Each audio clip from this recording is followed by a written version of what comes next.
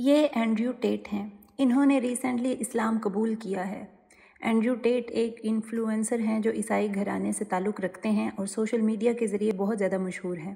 ان کا life style کسی بھی مشہور مغربی انسان جیسا تھا جو شراب نوشی اور مختلف طرح کی برائیوں میں ملوث تھا، مگر پھر اینڈریو ٹیٹ کو کسی انسان نے انگلش ٹرانسلیشن کے ساتھ قرآن گفٹ کیا اور وہ اسے پڑھ کر مسلمان ہو گئے۔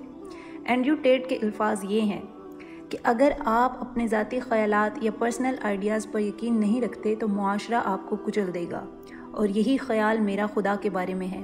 عیسائیت کی مثال لیں جس کے پادریوں نے یہ فیصلہ کیا کہ ہم سخت مذہبی اصول نہیں اپنا سکتے ورنہ لوگ ہمارے مذہب سے بھاگ جائیں گے، اسی لیے انہوں نے خدا کے کردار اور اپنے مذہب کو کمزور کر لیا۔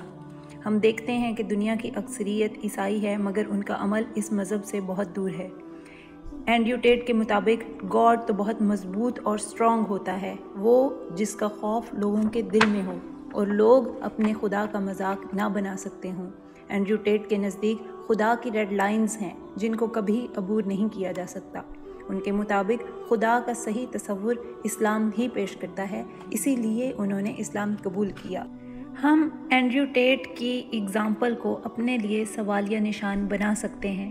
کیا واقعی ہم اپنے اسلامی خیالات اور بلیف پر یقین رکھتے ہیں یا ہم نے ایز اے معاشرہ ان عقائد اور نظریات کو کچل کے رکھ دیا ہے؟